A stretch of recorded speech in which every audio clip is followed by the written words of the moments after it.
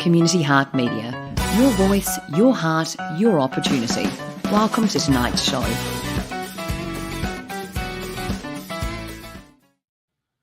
Hey, it's Wednesday night again, Community Heart Radio, you're 98.9 Northwest FM. It's great to be here tonight. I tell you what, it's an international show or an interstate show. We've got a special guest that's driven 20 hours to be here, so we're going to hear from him in a minute. But Julio, how are you tonight, mate? I'm really good, Mark. I'm enjoying the Wednesday cool weather down here in Melbourne, and luckily it didn't rain today, but it's been a bit of one of those days we're starting to experience the first time in winter, and I hope the viewers are having a nice, quiet evening, chilling inside the house, and hopefully not too cold. Fantastic. And Kelly, great to have you here in the studio with my good self. Nice to have a bit of company for a change. But yes, well, you're in the studio, Kelly, but it's not sure you can hear me. But Simon Rowe, the founder of Sleepbus Australia. Do you call it Sleepbus Australia, Simon, or just Sleepbus? Straight up Sleepbus, never pluralised. It's just Sleepbus. Well, it's great to have you on the show tonight, mate. And where are you? I'm sitting inside the Hervey Bay Sleepbus, about 50 minutes outside of Coffs Harbour. I've driven about 20 hours from Melbourne to get here so far. I'm sitting in a truck stop at the moment, and I'm doing this, and then I'm going to bed. Mate, really appreciate you coming to us tonight on 98.9 Northwest FM, and it's going to be really great hearing from you and about your journey for Sleepbus. And obviously you've just had a journey and driven 20 hours of the bus, and so you're literally in the bus. So that's amazing, isn't it, Julio? It is. It's how long? 20 hours on the road? 20 hours so far, the last couple of days. So I've got to still get to Hervey Bay. So I've still got another good 15 hours of driving, I think, maybe a little bit more, but it's all right. I've got plenty of beds to choose from when I need a nap. So our other host, Kelly, we're finding it hard to get her in the bus at the moment. She's got a few internet problems, which I thought you were going to have, but you've solved it, mate. Now, just tell us, how did this Sleepbus thing all start? Go through the whole journey with us about Sleepbus. Yeah, look, I come from a business and corporate sort of consultancy background. Been in business since I was like 17. Good career, no dramas at all with my life, really, I guess. And it was just one day by chance back in about 2015. I was walking down Carlisle Street in Victoria, in Melbourne, in St Kilda there, and if for those that don't know, it's like a busy, trendy little coffee street. And I was heading to the local Coles to get some stuff, and just saw this bright white doona in the doorway of the bank, and people were stepping over it and walking past, and I was sort of like, it just looked out of place, and so I walked past and looked in, and there was a guy just laying on the concrete with a doona over him trying to have a sleep. And I don't know, we've all seen homeless people before, and we've all probably walked past them before, as I have, and for whatever reason on that day I stopped and had a chat to this guy, and just the thing that kept coming back and hitting me was, this is the tiredest guy I'd ever seen in my life. And it affected me that particular moment. And so anyway, so I said to him, look, I'm going into Coles, I'll get you some stuff. So he gave me a shopping list, and I got him some stuff and gave him some cash. But then I went home. I went home, and but I had twin 15-year-old boys. I still have the boys; they're just older now. But they were 15, and I was telling them this story about this guy I'd just seen. And as I was telling them, I actually started crying. I don't know why to this day, but for some reason, this guy just got to me. And my boys dropped the hammer, and they said, "Well, you need to do something about that, Dad." And that was kind of the catalyst. It's exactly what I would have said to them if they had any problems. I would have said, well, you should figure out how to fix that. So I guess that was the catalyst for, okay, well, what can Simon do? And part of that was, I guess I went straight into my business brain, and my business brain would normally, okay, let's research the problem, who's doing what, And at that point in time, I thought I will put my expertise and my finances to helping maybe another charity maybe improve what they're doing. I didn't think we needed another charity. So I started researching charities all around the world, looking at ones that were doing great, ones that had failed, looking at closer to home and things like that. So, and where were you at this stage of your life, Simon? You'd been successful in business, had you, at this stage in your life, and had you come to a point in your life where you were looking for a new challenge, or as well, or not? I wasn't looking. I think it just found me. I think looking back at it, in all seriousness, I don't know. It just must have been timing. I think. I was getting sick of making other people wealthy, and I didn't. I had enough money that I didn't have to worry, about my future and that sort of thing. So I was in a very privileged position, and I knew that, but I'd worked hard to get there. I don't know. Whenever I get that question, like, why did you do it? The thing for me is, I don't know why. The moment that I thought that I could do something, I felt obligated to try. So that was it. And that's all this is now. It's still me just trying to have a crack, seeing if I can do something and affect some change. Sleepbus isn't the perfect solution, but I'm just trying something. So that's kind of where that came from. I just felt obligated that I had to have a go. Yeah. Hi, Simon. Nice to meet you. And trying to figure out this internet here, and for all our listeners out there, key thing is wanting to sort out the internet.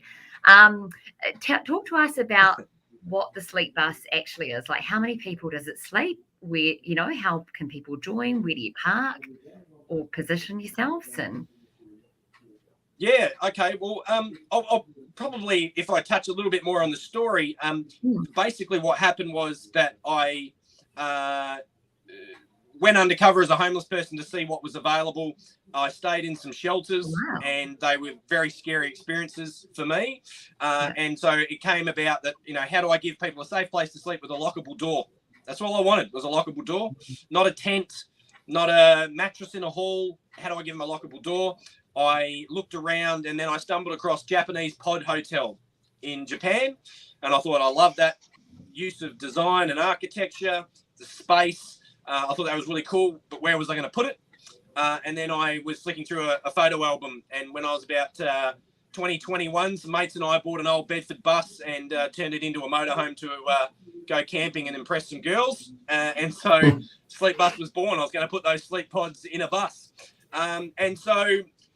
Just before you go into that bit, mate, when you're out in the streets sleeping rough, just tell us a bit more about that experience. That must have been quite an experience for you to sleep amongst homeless people. What was that? Yeah, just describe that a bit more. I guess my corporate background, I used to go undercover boss type stuff, right? So that was part of my consultancy. That was my shtick. And so I went and did the same thing because that's what I know, right? When I was 19, I was briefly homeless. I don't really consider it that. I had a job, and I had a car, and I had an apartment, and I blew up the car, and I needed the car for the job. So I used my rent money to fix the car to keep the job, and got evicted. I slept in my car for 4 months. I used to get woken up by my mate at 6 a.m. as he drove past. That was before iPhones and alarms. And he'd wake me up. I'd jump over the fence to the local caravan park, have a shower every day, and go to work, and did that until I saved up enough rent and bond. And that was the catalyst for getting seriously good at business, so that I was never in that position again. But yeah, fast forward, I wanted to know more about the solutions and how I could help, right? And then I guess the big thing was I stayed in a hall with about 50 mattresses, all guys, and they just go, there's your place to sleep, enjoy. And everybody that's sleeping rough has all sorts of issues. Some don't have any, other than the fact that they've just ended up homeless. Some have obviously mental health issues. Some have addiction issues. So you can imagine all the noise and everything that was going on, it was very unsettling, and particularly for me because I wasn't, in that sort of situation myself. So I was undercover. But I just remember a guy next to me putting his head on the pillow and going to sleep like within seconds. And he'd clearly done this before. And I was pulling my pants the whole time pretty much. And I just remember half an hour into him sleeping and snoring, people were taking the shoes off his feet and going through his bag. And and that's where Safe Sleeps came from. I just thought to myself, there's no way I'm sleeping tonight. And then having spoken to people on the street as well, they always say that you don't really sleep on the street, do you? Like, because you've always got one ear on and one eye open, because you got to have your wits about you. And that's one of the reasons why that guy that I saw sleeping on the street in the middle of the day, he sort of said it's safer to sleep during the day and let people like you walk over me because you're not going to do anything, and I need to stay awake at night to keep my wits about me. And I was like, okay, we can do better than this. So yeah. Gee, it was so good, Simon, that you went and actually experienced what it was to be homeless, to try and help create this idea. But I mean, there's a lot of difference between sort of doing that and actually creating the idea. I mean, mate, as you said, you checked out other charities. You were just going to help someone else do it. And what was the turning point of you actually doing it yourself?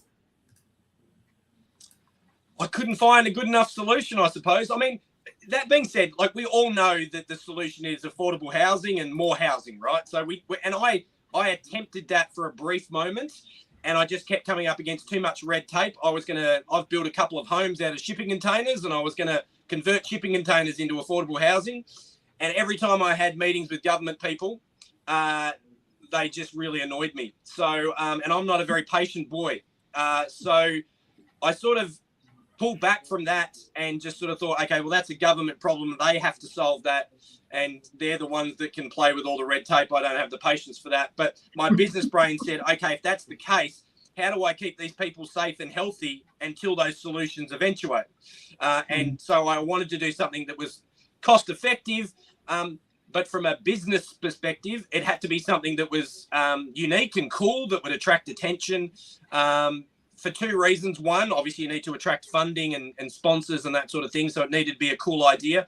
And two, I needed to create a voice. So if I was going to do something about affordable housing, I needed to get a seat at the table. So Sleepbus is my proof of concept that I can do something, and hopefully we can create some awareness and push an agenda, because ultimately the goal is to,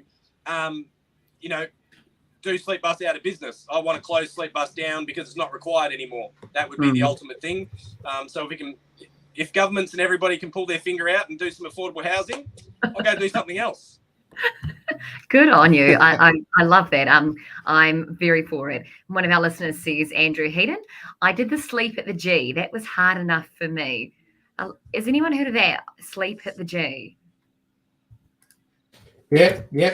So I think they do the Vinny sleep out at the G, don't they? Yeah, that's it. The CEO sleep out, don't they? Yeah. It's such a great idea, Simon. Thank you. So, I don't know if it's a great idea. It's an idea, and we're having a crack at it. I don't think it's definitely not the solution, but it is for now. And sometimes I even remember when I first started Sleepbus, some of the biggest detractors against Sleepbus were other charities in the space.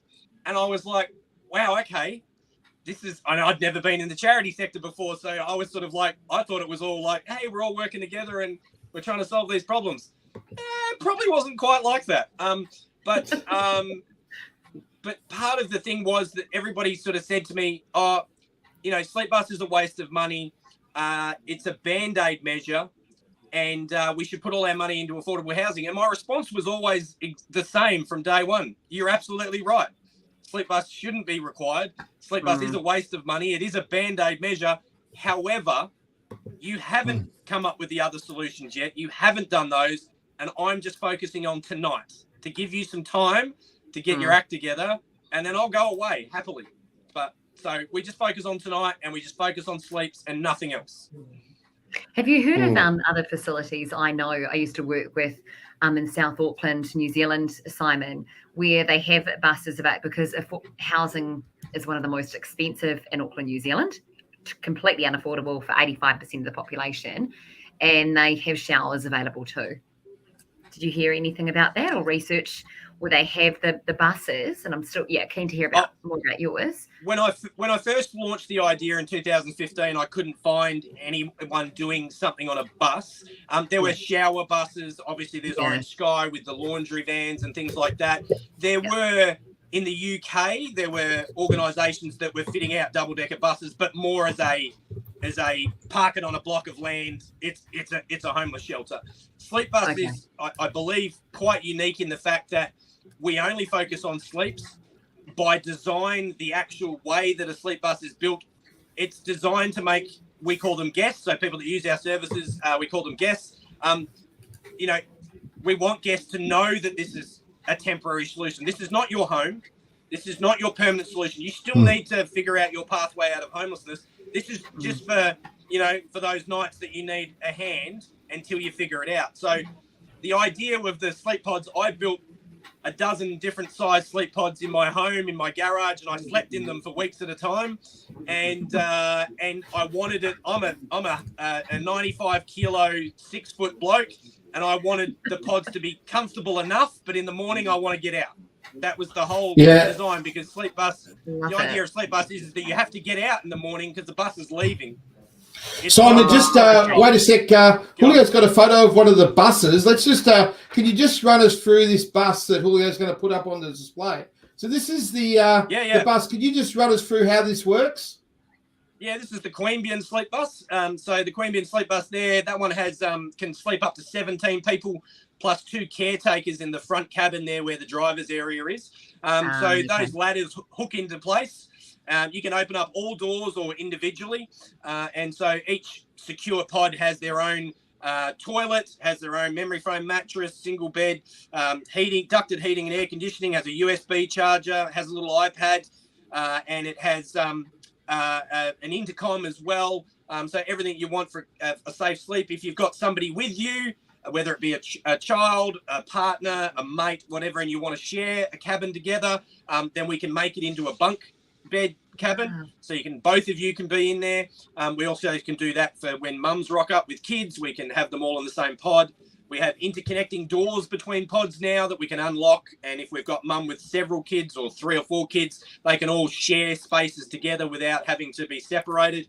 And the back of the bus tends to have a bigger pod, so sometimes we have queen bed bunk beds in there, so if there is multiple people or a family, we can still cater for all of those. So at Sleepbus, we look for reasons to say yes, not no. We'll do everything we can to get somebody a bed for the night. So the way it works is that bus will rock up to its location at 8 o'clock at night. The volunteers will get set. We start onboarding guests from 8:30. The doors close at 10 sharp. If you come after 10 o'clock, you can't get a bed. It's not a prison. You can leave, but if you leave during the night, you can't come back that night because we call it the quiet enjoyment rule. Basically, the principle is there's no judgment. If you need a bed and we've got a bed, you get a bed, but you need to remain quiet and silent and allow everybody else to enjoy a quiet night's sleep. That's why coming and going's not on. You're either on or you're off. You make up your mind, but it's not for everybody, and it wasn't designed for everybody. It was designed to help as many people as I possibly could. Anyway, so Simon, when you say people coming and going, is that those who may be going out to smoke, drug taking, etc.? So say if they need to use the bathroom outside or something like that, that's cool. But anything else? No, don't need to leave because there's a toilet inside the pod. So if you need to go out to do anything else, you can't come back on. So you're either on or you're off. Yeah. You either want to stay safe and have a comfy sleep or you don't. Yeah. Where did you find these buses? If you have... Sorry? Where did you find these large buses? They're huge. Oh, well, no, they're just normal buses that you would see. Most of these are ex-school buses. I'm in an ex-school bus now. I've got a bus partner who CDC, which is one of the largest privately owned bus companies in the world. So they supply us buses when they can for free, which is lovely. If not, just like everybody else, I jump on Facebook Marketplace and I do deals and I get myself a bus. So yeah, I love it. Wow. yeah. And Andrew reckons it's only going to get worse, this business of homelessness, which is probably true. In your time, because you've been involved for 8 years, Simon, what changes have you seen for the last 8 years for homelessness? Yeah, look, I think we're definitely seeing different people. So you're starting to see more families now, not just mums with kids, but you're seeing actual families. We've had like a family of 7 at Queanbeyan rock up in the middle of winter, -5 degrees, with a 20-month-old up to a 13-year-old boy. So mum, dad, and 5 kids.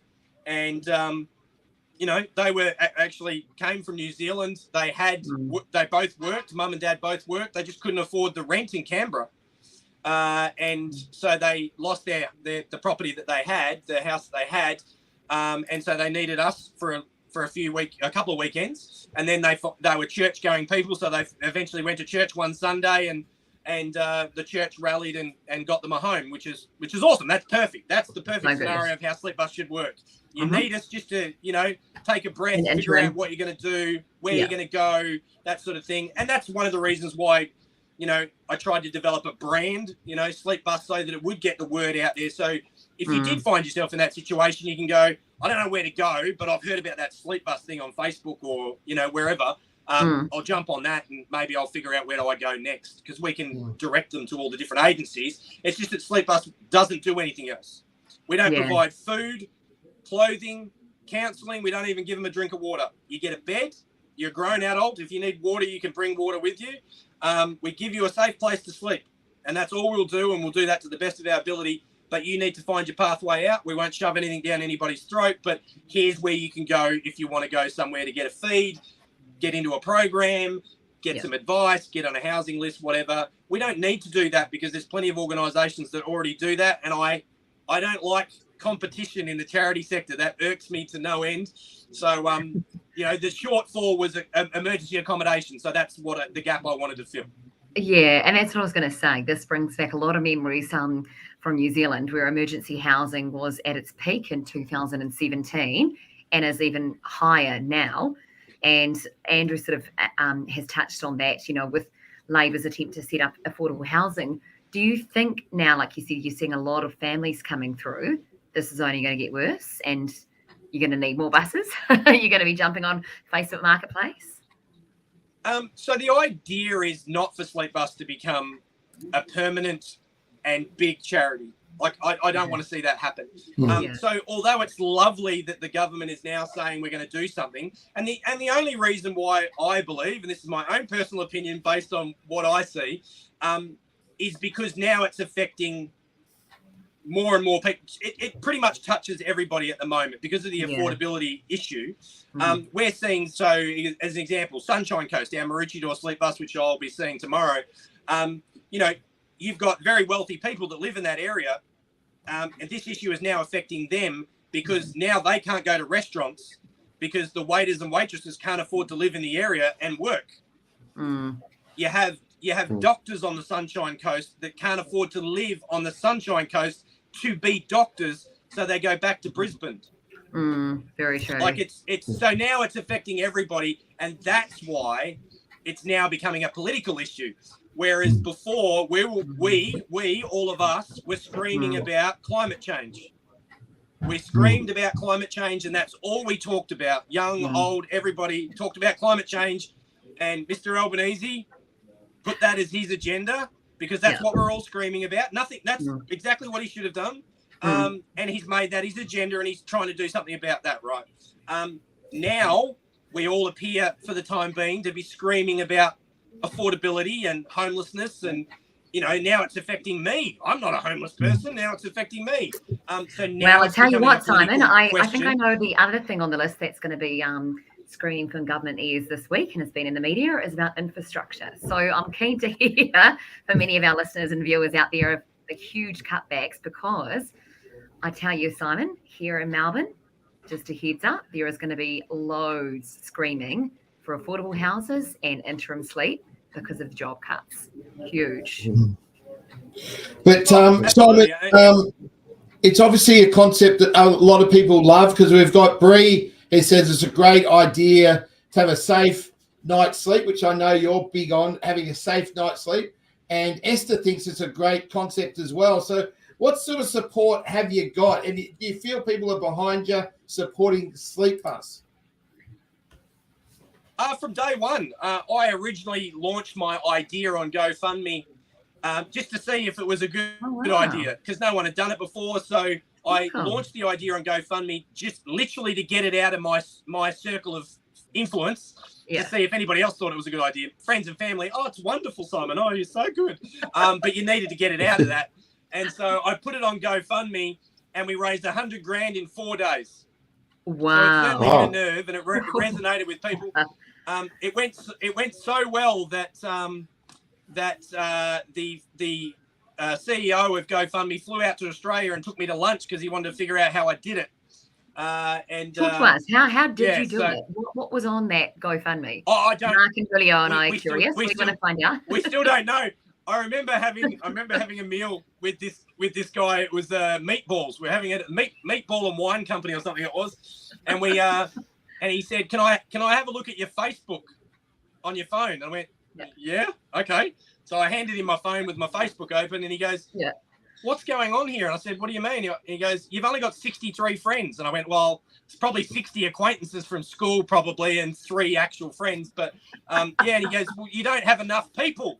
There's not enough people." Like, how did this happen? Sort of thing. Yeah. We just think that an influencer of some sort got hold of it, because 80% of the donations that I got were from overseas, America, Europe, UK. Wow. And 20% came from Australia, and about 15% of that came from Perth, which we don't have a Sleepbus in Perth. Now we're getting, don't forget, we're on 98.9 Northwest FM. It's Community Heart Radio. And Simon, in the second half hour, which we're coming to, we're going to ask for your top 5 tips or points that you've sort of learned from your 8 years in Sleepbus. How in your life, what you've learned from your life. So I suppose Simon's top 5. So have a think about that as we get into the second half hour. Now, sure. The whole Sleepbus, what's I find amazing, it's virtually run by volunteers. Can you just run through all the different roles of volunteers for the Sleepbus? Yeah, absolutely. Yeah. So again, it was not designed to create jobs. It was designed to just do a service. I knew I had to run it with volunteers. So we have volunteer caretakers. So the caretakers are the ones that stay in this cabin that I'm in now. So they stay overnight. They have their own private cabin with a lockable door.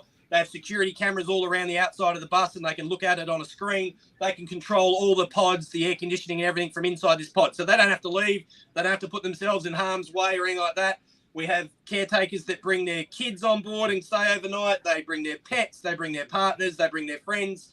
So it's a cool Airbnb that's free. So that's the way I look at it. And then we have service volunteers. So service volunteers come out between 8:30 and 10, and they're the ones that help tuck guests in and show them how to use the toilet and the walkie-talkie intercom and all that sort of stuff.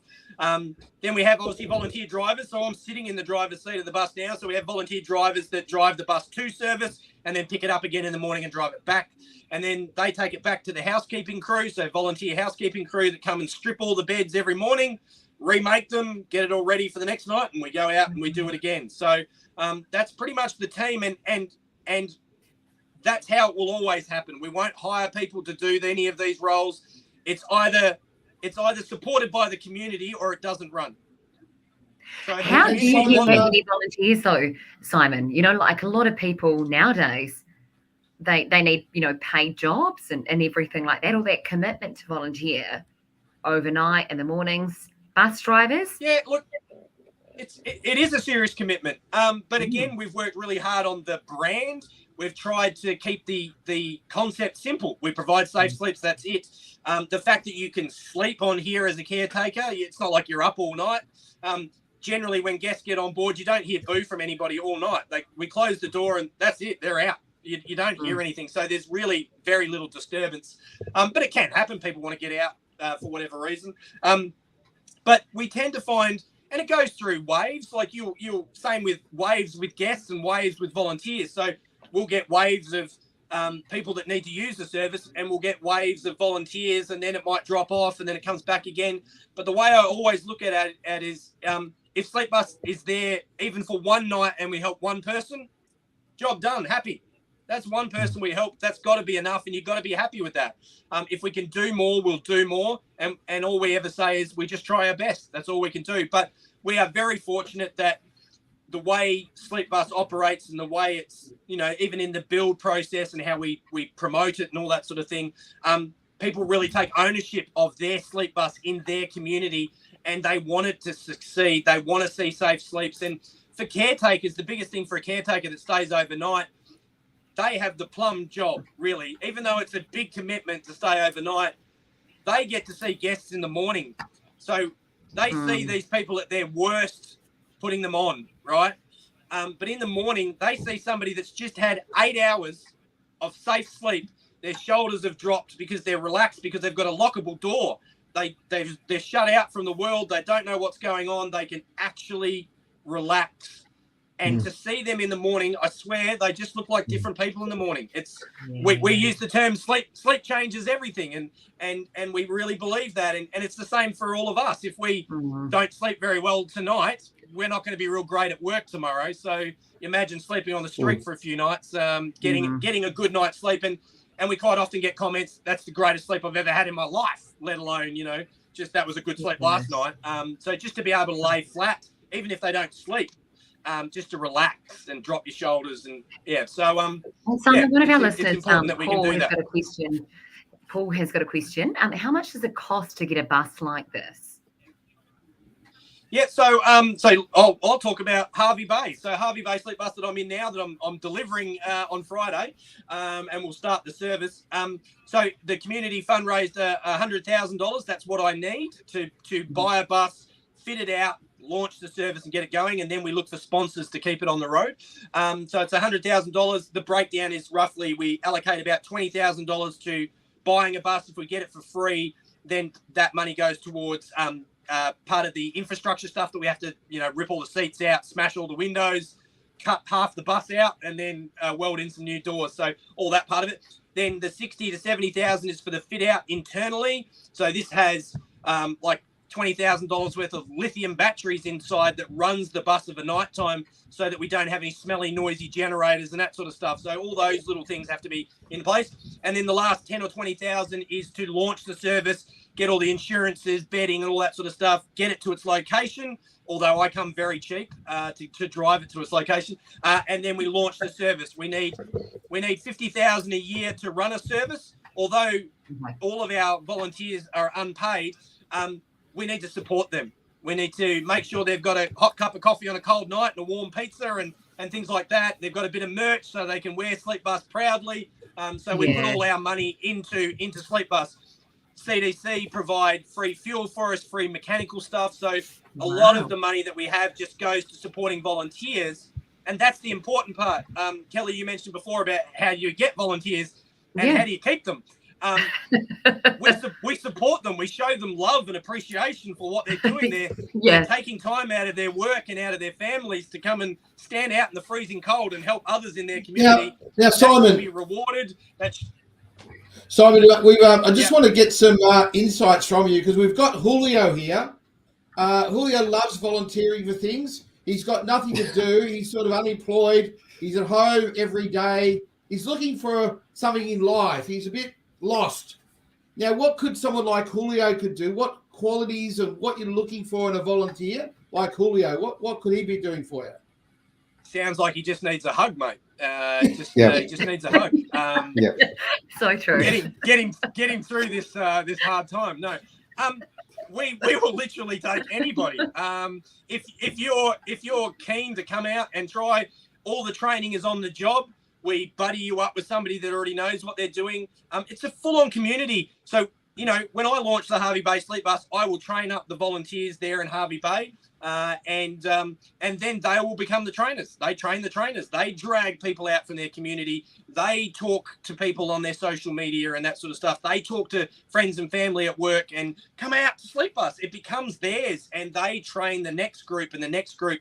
And we get all ages. We get 18-year-olds, we get 12-year-old kids doing housekeeping, we get right up to sort of 60 plus doing overnight caretaking. A lot of our caretakers are women, and people don't realize that. Like, some people feel like, oh, maybe it's too unsafe to be with those homeless people. It's just not like that. They're so grateful for a safe place to sleep. And you're all individual. You're all in your own pods. There's no drama. People are just like, oh my God, there's a memory foam mattress with clean sheets, and I can have it for free.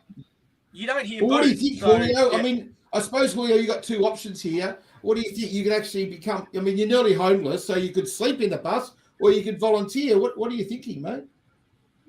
No, this is a brilliant idea. Especially love the idea of the bus and the way that you're viewing it as in just a short-term measure to a large problem that should be grabbed on by other people. My biggest question is, coming from me, a mechanical engineer, this is a big logistical nightmare to start pulling apart a bus and then refitting it out the way you have.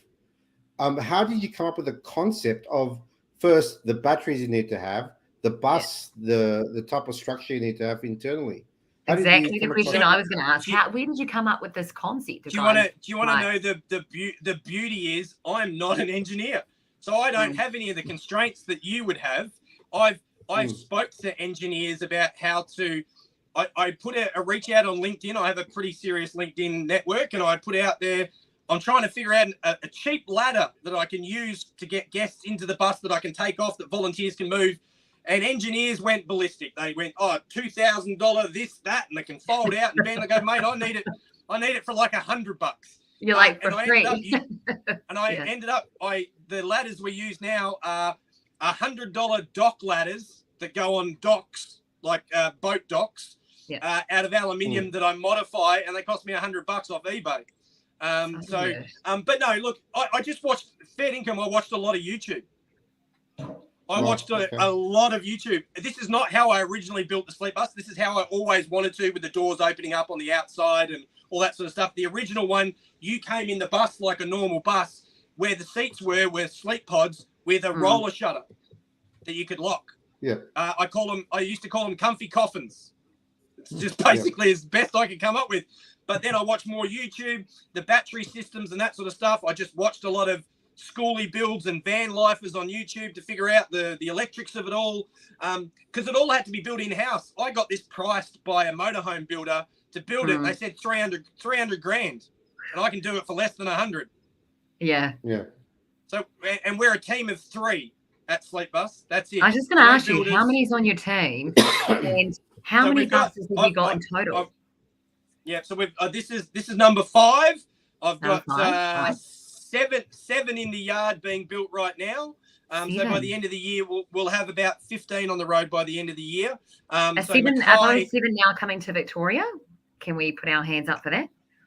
Ballarat's getting one. They fundraise. So Ballarat's getting a Sleepbus. So and they're trying to fundraise for a second one. All the money seems to be in Queensland at the moment. I haven't had a lot of luck in Melbourne, to be honest, even though it's my home state and my hometown. It just hasn't been. Councils have given me a lot of grief. You have to say that regional areas, like rural areas, like Byron Bay, these areas seem to be the ones that really do want a sleep bus, don't they? They've got a problem with homelessness, and for $100,000 or $150,000, they can make an impact into the homeless people in their area. Yeah, look, I'm a country boy, so I grew up in a 100-people town, and I think that's, country towns, regional areas, we rally, we come together, we support those in our community, and we do what's got to be done. We don't wait for politicians to do stuff. We just get it done. I think definitely communities. And I think too, I've tried to make it as simple as possible. I'm upfront and honest. We video everything we do, and I post it online all the time, so people know what's happening. Transparency was really important to me. And so when people say, how do we get a Sleepbus? I'm a small team. If you can help me fundraise the money, I'll take care of the rest. And they go, sweet, we can do that. We know who to ask in our town. Well, I think we've got some IT consultants watching who may be your fundraiser, saying how many can sleep, and he's asking for the cost and how many can sleep. So there you go. Someone in Melbourne wanting to So calculate every bus is different, obviously. They all come in different shapes and sizes, and I get what I get. So generally, we sleep about 18. We can fit about 18. And that's a combination of bunking up the beds or single pods and that sort of thing. And that's plus 2 caretakers at the front of the bus as well, but 18 guests as a bit of a maximum. And so if you equate it, we look at it costs about $6 to provide somebody with a safe sleep. So a Melbourne cup of coffee to provide somebody with a safe sleep, it's pretty good. So we always talk to people if they want to do individual fundraising or at work and that sort of stuff. Fundraise as much as you can, divide it by 6. You'll know how many safe sleeps you can provide on Sleepbus. Fantastic, Simon. We're coming to your top 5 points from Simon, Mr. Sleepbus himself, the founder of Sleepbus. Mate, you've done a fantastic job. When you look over your 8 years, I mean, what do you think? I mean, you've just given your heart and soul, and I've got to tell people you do this as a volunteer, which is amazing. Yeah, well, look, I literally want the money to go where it's supposed to go. When I started, I think Warnie's charity went down and a couple of other charities went down. Maybe not being as transparent as they could for whatever reasons. And so for me, it was all about being transparent and not taking any money if I didn't need to. So I haven't needed to. So, I wanted all the dollars to go where they want. And I do all my videos online, the build process. If I have a crappy day or a problem or something happens and it's going to delay the build, I just tell people. If I have a great day, I tell people. We just put it all out there and people follow along and enjoy the journey. But that is also, Kelly, how I get volunteers. People follow the build journey. And they that's get what really I was gonna say. excited. It's about you sharing your journey, isn't it? And like you said, you've got lots of LinkedIn followers. It's about subtle marketing in some way, sharing your journey. And brand is everything, and I think charities sometimes miss that. There's one of my top 5s. Yeah. Well, he's a big social media person, and Paul's asked about what social media you do. I know I see you on Facebook, but I think you use all sorts of social media, don't you?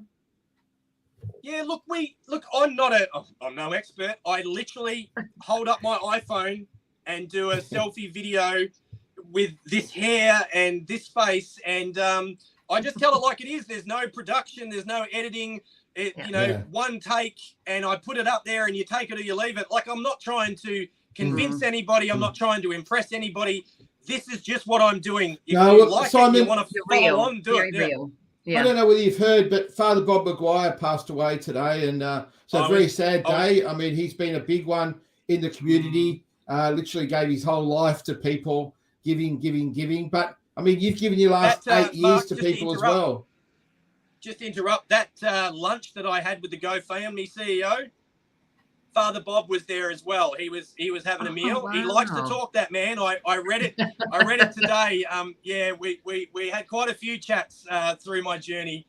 Father Bob and I. He was a beautiful man. So very sad to hear. Yeah, I want to pay my respects to Father Bob tonight, because you don't get many greater men than Father Bob in what he did. I mean, he was a real character. One of the smartest blokes I've ever met, Simon. I mean, you're a smart man, but I mean, Father Bob was pretty smart, wasn't he? Hey, he knew branding. Don't you worry. Yeah. He was a great marketer, and mate. So look, I want to pay my respects to Father Bob. I mean, the passing of a legend, and but it's really great to see people like you, Simon, out there carrying on the baton. Really, the Father Bob baton you've carried for the last 8 years, and doing a great job helping people all over Australia with the Sleepbus and the vision you've got. But not just the vision you've got, the outpouring of it, the implementation of your vision. That's what I suppose I've been impressed with. I'm not in a Father Bob league, but thank you. No, look, again, like I said, I'm just having a crack. That's all I can do. And hopefully it helps a few people, and hopefully we can put this thing out of business and we can get people into a proper house. But you've been having a crack for 8 years, Simon, and and they say in business the hardest years are your first 2 years. If you can make it through your first 2, you're on your way. What would you say are now the next steps for you? Like, where's the growth area? What do you want to reach? What's your vision? Don't want to grow. I want to close. So I think that part of the idea of Sleepbus was, like I touched on before, is affordable housing is obviously the option. I had a crack at that, and whenever I went and sat down with anybody, they go, "Who's this little upstart that's never been in the charity sector, let alone done anything with homelessness? Go away, little man." So I thought, well, I'll show you. So this is partly, obviously, it's to help people until we can get those solutions. But it's also to get a seat at the table and a voice and to highlight this thing. There's a reason why it's a bus and it's got branding on it, Sleepbus, and we are very concise about what we are and what we're not. And because I need people to see it so they know what it's about, and it raises the issue. Some councils don't want a Sleepbus in their town, even if the community does, because it highlights, oh, we've got a problem. Mate, just walk down your street and look in the doorways of your businesses. There is a problem. I can make it look way cooler, but we do need a better solution. So, yeah. Well, we're getting on to your top five, Kel. We've got to go to the top five because we're getting late. But, Julio, have you got any photos you want to show of the Sleepbus? No, sorry, Mark. They're not coming through. So no, that's all right. That's all right. Kel had a question before we get into Simon's top five. Well, I was just going to say to you, Simon, what do you need from us and for any of our listeners and viewers watching now and later to advocate for you to say, I firmly believe, working in that engagement and advocacy space, we do need these buses as a short-term measure. So what do you need? It's very easy. Share what we do. Share the story. Just let people know, Sleepbus certainly isn't Coca-Cola. Not everybody knows who we are or what we do. So share the story. We say that to our volunteers. We say that to our supporters. I get people reaching out to me on LinkedIn all the time going, "Oh, I love Sleepbus. How can I help?" Well, who do you know? What's in your network? Can you share what we do? I don't ask for money. I just ask you to share our story. And if people want to give money, obviously I'm going to take it and I'll put it to good use. But it's not the ask. I just show and share and hope that people want to jump on board. And Paul's just shared your Facebook page. So let's put that up, Julio, the Facebook page of Sleepbus.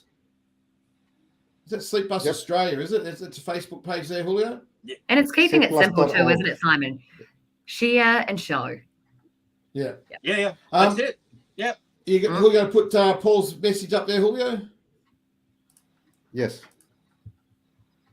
I think Julio's thinking too much about the Sleepbus there, Simon. Anyway, you can go to sleepbus.org to our website and all the information's there. You can volunteer, you can sign up, you can find out all about the roles, you can donate if you want, you can share stuff from there. There's heaps of stuff at sleepbus.org.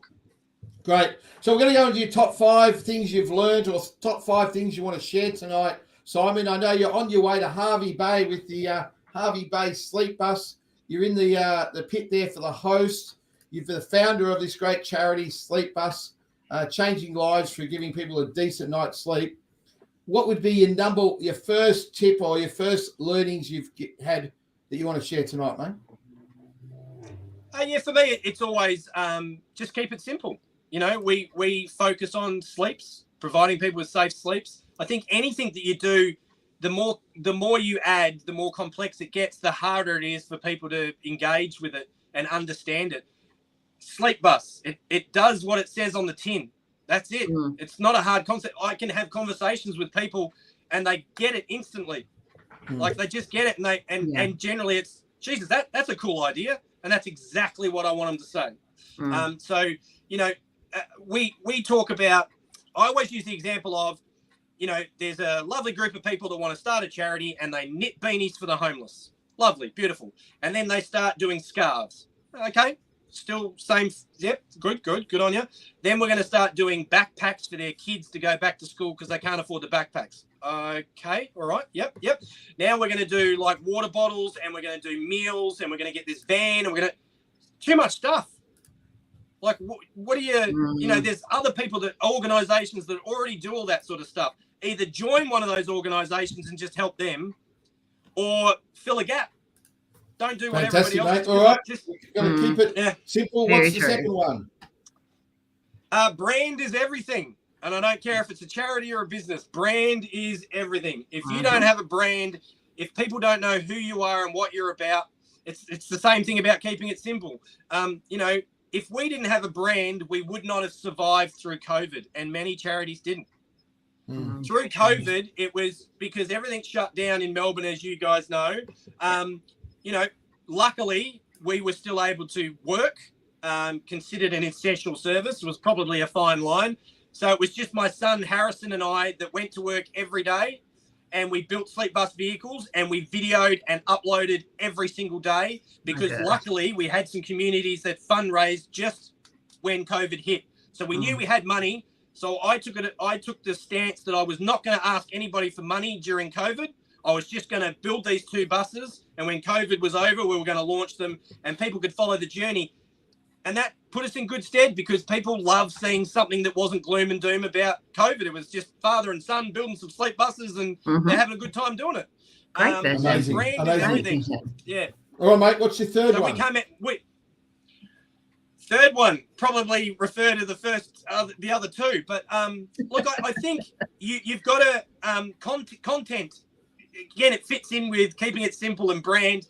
You've got to share what you do. And I get a lot of questions from charities and from people that run charities and going, oh, how do you do all this content all the time? Like, where do you come up with all this stuff? And I don't come up with anything. I literally just film what I do every day and put it online. It's nothing sexy. A lot of the guys that help me out, they will go, Simon, can you stop doing 5-minute, 10-minute videos? Just 2 minutes attention span. I'm like, oh, whatever. I say what I'm going to say. I don't care whether it's too long or too short or whatever. It's just what I've got to say at that particular moment. But content. I think if you're a charitable organisation and you don't have things to share about what you do, I don't know what you're doing. Yeah, good on you, mate. And you put yourself out there too. Like you can share your day in the life. I mean, it's not hard. And for a video man, Julio, you'd love all this, wouldn't you? Yep. Julio, I'm just thinking, right? Note to us. We need to be starting to share more of what we are doing. Note. Oh, you guys would kill it on TikTok. You got to get onto the TikTok. I agree. It's very 100%. 100%. But part of the content, just quickly, is that I made a decision that Sleepbus was not going to use guilt marketing, I call it. So there'll be no pictures of homeless people on benches, no little kids with their shoe missing, none of that guilt marketing.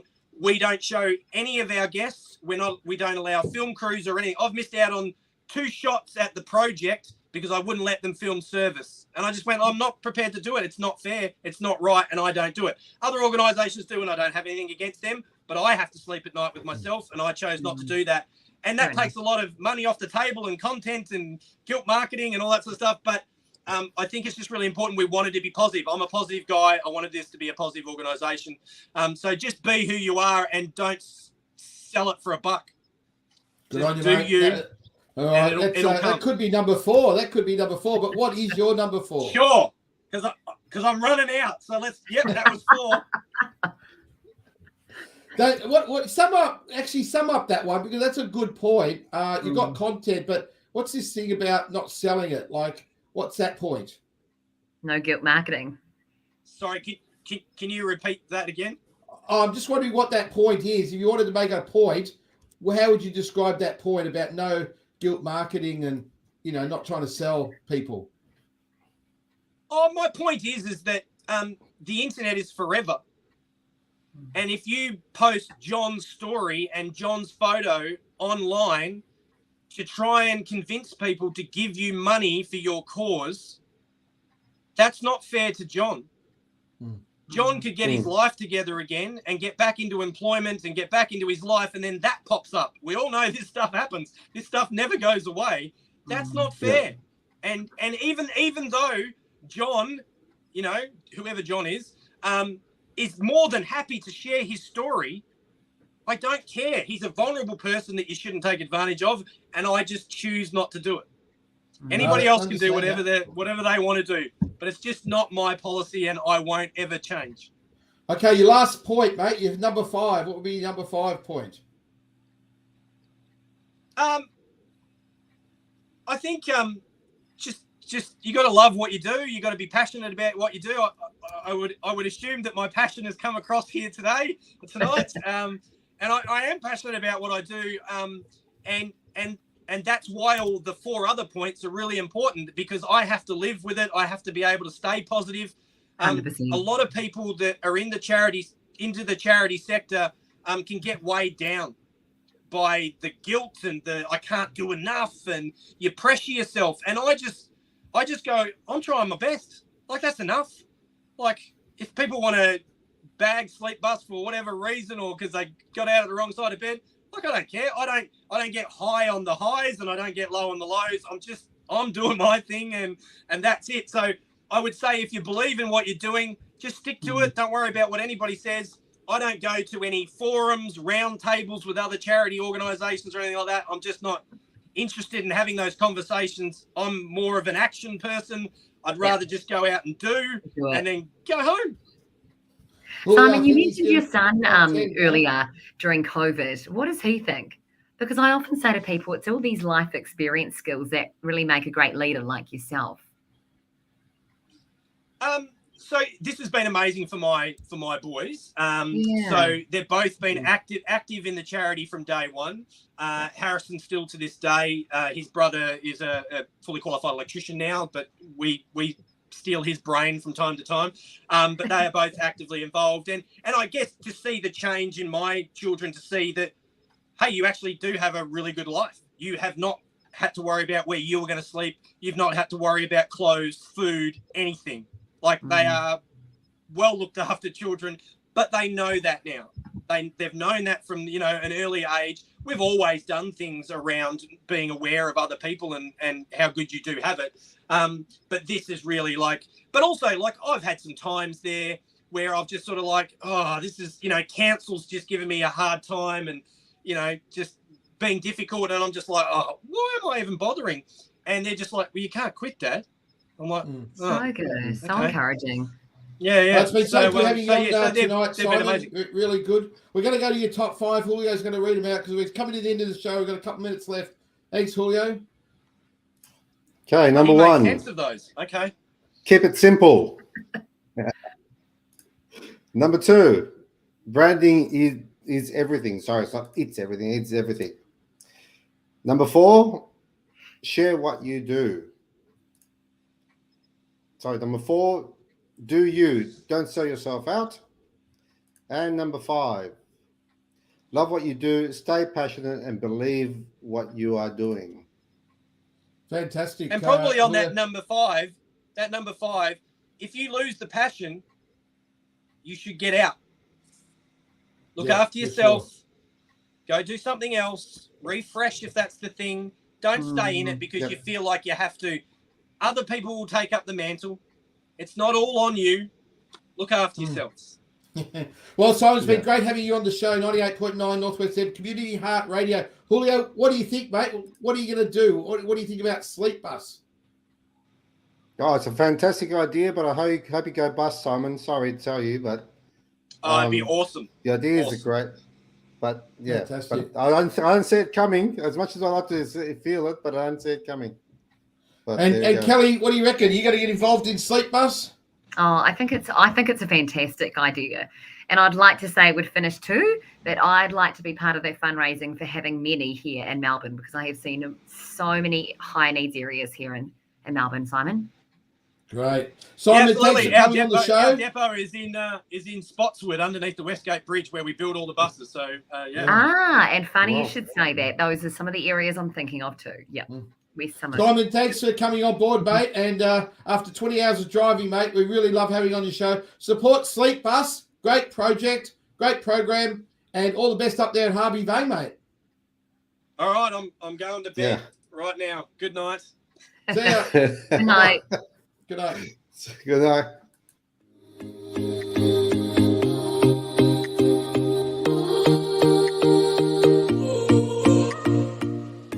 Thank you for joining us this evening. Tune in every Wednesday evening at 8 p.m. or watch us on YouTube, Facebook, and follow us on LinkedIn and other social media.